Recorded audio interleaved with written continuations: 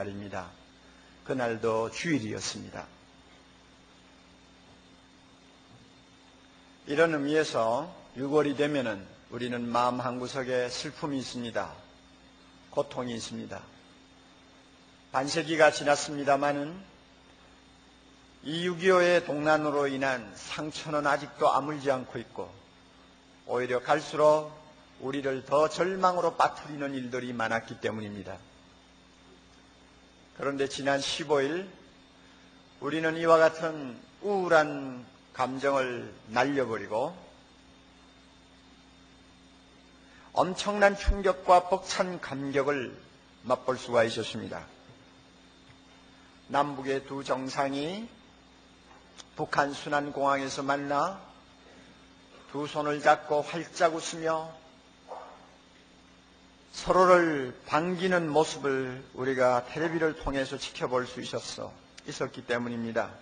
저는 이런 장면을 보면서 어떻게 저런 일이 있을 수 있을까 하는 의구심을 떨치지 못했고, 그러기에 한 번 보고 두 번 보고 세 번 보고 연거푸 방영이 될 때마다 반복해서 보았습니다.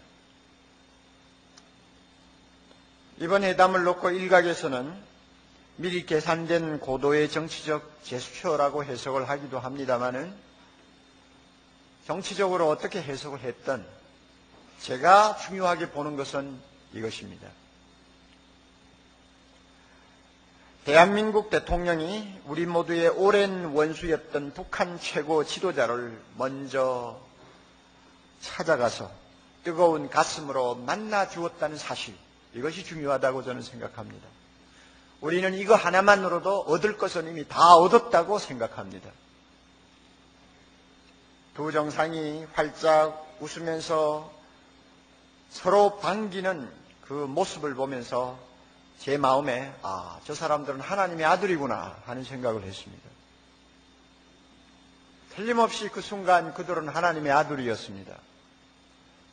어떻게 구두를 놓고 하나님의 아들이라고 말을 하냐, 아마 이렇게 물을지도 모릅니다. 우리는 이 시간 예수님이 하신 말씀을 조용히 마음에 담고 묵상할 필요가 있습니다.